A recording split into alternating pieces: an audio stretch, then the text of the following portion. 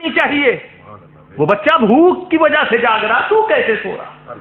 یہ ہے ایک میسج اسلام کا کہ ہم سب ایک جسم ہیں, ایک شریر ہے. مگر دوستو ایک زمانہ وہ گزرا ہے, بڑے افسوس کی بات, اللہ تعالیٰ اس ماحول کو ہمیشہ کے لیے ختم کر دے. ہم بہت تیزی سے کہیں گے ہمارے سلسلے, جو ہر سلسلہ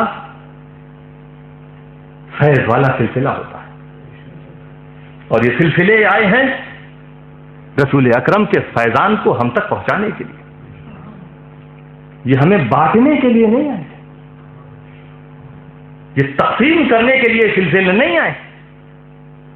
مشرب الگ الگ ہو سکتے ہیں, کوئی چشتی ہے, کوئی قادری ہے, کوئی رضوی ہے, کوئی اشرفی ہے, کوئی وارثی ہے, لیکن جہاں سے ملنے والا جام, جہاں سے شروع ہوا, وہ ایک. میرے دوستوں, یہاں پہ الحمدللہ ہمارے سلسلے سے مرید بہت لوگ موجود ہیں, اور وہ بہت خوش نصیب ہیں. مگر ایک بات یاد رکھیے گا, یہ بات جو میں کہہ رہا ہوں یہ مت سمجھے کہ جو لوگ ہمارے سلسلے سے مرید نہیں وہ خوش نصیب نہیں. کوئی ایسا ہے جو کھڑا ہو کے کہہ دے کہ میں آپ کے سلسلے سے مرید نہیں, ہو ہی نہیں سکتا. کیونکہ آج تک اس دھرتی پر کوئی ایسا سلسلہ آیا ہی نہیں جو اہل بیت کی چوکھٹ سے نہ گزرتا. سب کے سب ایک ہی خاندان کے مرید ہیں, ایک ہی خاندان کے سب مرید ہیں. کبھی کسی کو ڈائریکٹ سیدزادوں کا دامن مل جاتا ہے. اب آپ دیکھیے نا, یہ بھی جستجو اور تلاش امام اہل سنت, امام احمد رضا فخر سنیت, امام عشق و محبت, اللہ تعالیٰ صدیوں میں کوئی ایک ایسا بھیجتا اور ایسا ہوتا کہ قیامت تک امت پر اس ہستی کا احسان رہتا. امام احمد رضا, ان کا گھرانہ ولیوں کا گھرانہ, والد متقی, اساتذہ میں سے کتنے ولی. امام احمد رضا کے والد خود ولی, شب و روز دیکھا امام احمد رضا نے اپنے والد گرامی کا. کہیں جانے کی ضرورت ہی نہیں, لیکن اس کے باوجود یہ اہل بیت سے ایسا ہی بچپن ہی سے والد ہی کی تعلیم تھی. تربیت تو والدی کی ہوتی ہے نا, غلام بنوں گا تو آل رسول کا. اور ایسا پیر سنا کہ جس کا خاندان ہی آل رسول نہیں, نام بھی آل رسول. یہ تعلیم امام احمد رضا کی. تو اب یہ اشرفی ہو, رضوی ہو, قادری ہو, برکاتی ہو, نام الگ الگ ہیں ضرور, لیکن سب اہل بیتی ہیں. ہم سب ایک ہیں, الگ نہیں ہیں دوستو. رسول نے فرمایا ہمارے جسم, ہم ایک ہی جسم ہے. اب جسم ایک ہے لیکن جو پارٹس ہوتے ہیں سب کے الگ الگ نام ہوتے ہیں نا. کسی کو ہاتھ کہتے ہیں, کسی کو پیر کہتے ہیں, کسی کو سر کہتے ہیں, کسی کو آنکھ کہتے ہیں. سب کو نام تو الگ ہے نا. تو اب کبھی یہ دیکھا کہ یہ ہاتھ اس ہاتھ کو زخمی کر رہا ہو؟ کبھی دیکھا تم نے کہ اس ہاتھوں میں چاقو ہو اور آنکھوں پر گھونک رہا ہو؟ نہیں. سمجھتا ہے کہ نہیں یہ اپنا ہے. اے مسلمان, جب کبھی کسی مسلمان کو تکلیف دینے کی بات تیرے ذہن میں آئے, سوچ لینا رسول نے فرمایا ہے سب ایک ہو, ایک ہی جسم ہو. تو اپنے کو کیوں ہلاک کرنے کی کوشش کر رہا ہے؟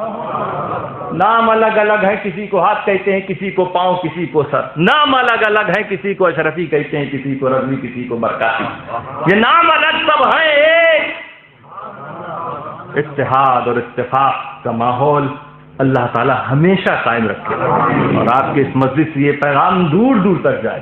الحمدللہ ہر طرف ماحول چینج ہو رہا ہے, بدل رہا ہے.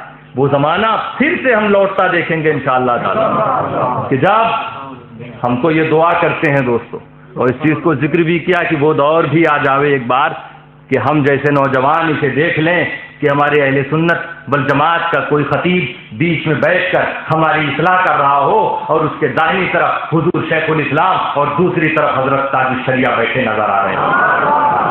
پیغام جانا چاہیے علماء اہل سنت. علماء اہل سنت جس طرح پہلے متحد تھے، ایک تھے، کسی اختلاف کس دور میں نہیں ہوا، اس زمانے میں بھی اختلاف ہوا ہے. لاؤڈ اسپیکر کے تعلق سے حضور مفتی اعظم کا قول کہ نہیں درست نہیں ہے، انہی کے شاگرد اور مرید بھی شاگرد مفتی افضل حسین صاحب جائز کہتے ہیں. حضرت مفتی اعظم سے پوچھا گیا کیا دو مفتی کی بات ہے؟ تو جو علماء کے بیچ کی بات ہو ہم لوگ علماء تک رہنے دیں، اسے پبلکلی نہیں لانا چاہیے. اسی لیے جہاں بھی جلسے ہوں، جیسے وہاں پہ ضرور ہر طول میں جلسے کے جو ذمہ داران ہوں آنے والے اپنے مہمان سے کہتے ہیں حضرت اگر آپ کو اپنے سلسلے کی تعریف کرنا ہو بے شک کیجیے، اپنے پیر کی تعریف کرنا ہو خوب کیجیے، آپ کے پیر کو ہم اپنا پیر سمجھیں گے، لیکن کسی دوسرے پیر پر انگلی مت اٹھائیے. کسی دوسرے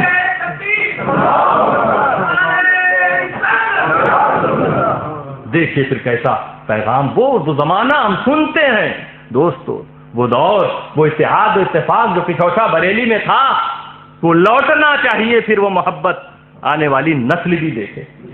بڑے خطرے کے دور سے بھی میں مہاراشٹر اور گجرات کا بارڈر، کبھی سنیت وہاں پہ تھی، آج ایک ایسا علاقہ بلاڑ، وہاں پر سنی لوگ اپنی مسجد نہیں بنا سکتے تھے. الحمدللہ محدث اعظم مشن کی سورت برانچ نے وہاں کوشش کی، ایک برانچ قائم کی، اور ابھی 6 مہینہ پہلے وہاں پر ایک مسجد کی بنیاد رکھی. بہت بڑا وہاں پروگرام ہوا. تو میں دیکھ رہا ہوں کہ یہ ہماری طاقت آپس میں ہی ایک دوسرے کو جواب دینے میں صرف ہونے لگی. ہم آپس ہی ایک دوسرے کے بائیکاٹ میں لگ گئے. نہیں، ہم دور ہونے والے لوگوں کو ہمیں قریب کرنا ہے. اب ہمیں وہ بات کرنی ہوگی جس سے اہل سنت والجماعت کو طاقت ملے. اس پیغام کو ہمیں پھر دنیا کو دکھانا ہوگا جو پیغام مفتی اعظم دے کے گئے ہیں. وصال ہوا. بھارت کا ایسا کون سا عالم ہوگا جس کا قدم بریلی کی طرف نہ جا رہا ہو، جس نے جہاں سنا روانہ ہو گیا، چل پڑا.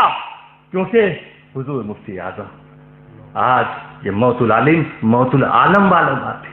ایک عالم کی موت نہیں، ایک عالم کی موت تھی. حضور مفتی اعظم کا وصال ہوا. کچھوٹا میں سجادہ نشین سرکار کلام مختار اشرف صاحب نے سنا، چل پڑے.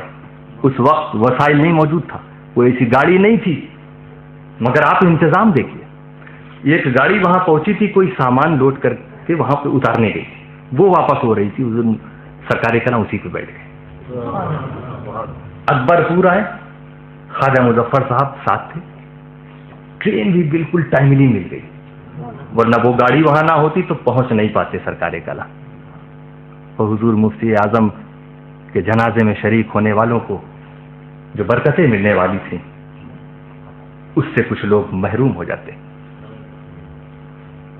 گئے اپنے امام اہل سنت کے امام کے جنازے میں شریک ہونے کے لیے، ٹرین بھی وقت میں مل گئی، بریلی اترتے ہیں، لاکھوں کی بھیڑ. کسی عام آدمی کا جنازہ، لاکھوں کی بھیڑ، بہت پیچھے جگہ. اب ہر پیچھے والا جب ایک نظر ایسے دیکھتا کہ مختار اشرف صاحب کھڑے ہیں تو آگے کرتے.